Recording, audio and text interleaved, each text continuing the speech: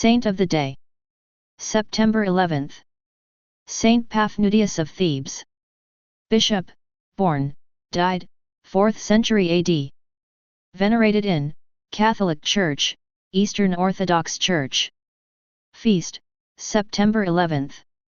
Paphnutius of Thebes, also known as Paphnutius the Confessor, was a disciple of Saint Anthony the Great and a bishop of a city in the Upper Thebes in the early 4th century. He is accounted by some as a prominent member of the First Council of Nicaea, which took place in 325. Neither the name of his see nor the precise date of his death is known. On September 11, the Catholic Church honors Saint Paphnutius, an Egyptian monk who became a bishop, endured torture for the faith and participated at the Ecumenical Council of Nicaea in its confirmation of Christ's divinity. While there is no record of Paphnutius' early life, it is known that he, like many other men of his day, became a disciple of the monk Saint Anthony of the Desert, whose direction of a community of fellow hermits marked the beginning of traditional Christian monasticism. Paphnutius, an Egyptian, was a disciple of Saint Anthony the Great and later a bishop of a city in the Upper Thebes in the early 4th century. He had been persecuted for his Christian beliefs, and had been hamstrung on the left side and suffered the loss of his right eye for the faith under Emperor Maximinus, and was subsequently condemned to the mines. According to some reports, at the First Council of Nicaea, he was greatly honored by Constantine the Great. Having spent several years pursuing spiritual illumination in the austerity of the desert under Anthony's direction, Paphnutius was eventually chosen to become a bishop for the Upper Thebes region. This placed him in direct conflict with Maximinus Daia, the Roman imperial ruler of Egypt and Syria from 305 to 313, who persecuted the church in these regions and attempted to undermine it by strengthening the institutions of paganism. Under Maximinus Daia's rule, Paphnutius had his left leg partly mutilated and his right eye put out, in an unsuccessful effort to make him renounce the Catholic faith.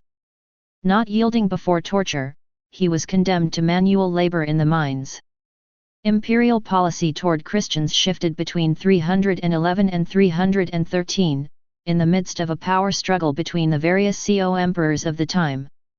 Emperor Constantine began to embrace the faith in 312, and he proclaimed its legality the following year, during which Maximinus Daia also died.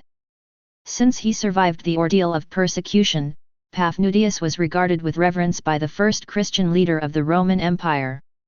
Constantine is said to have met frequently with the bishop from the Upper Thebes, showing his respect by kissing the wound left by the loss of his eye.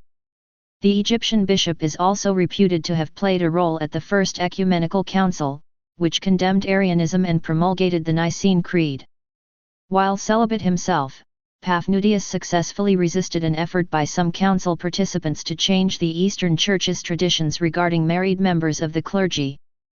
During the years of doctrinal confusion that followed the Council of Nicaea, Paphnutius stood in defense of Christian orthodoxy alongside Saint Athanasius of Alexandria and other church leaders who upheld the doctrine of Jesus' eternal pre-existence as God.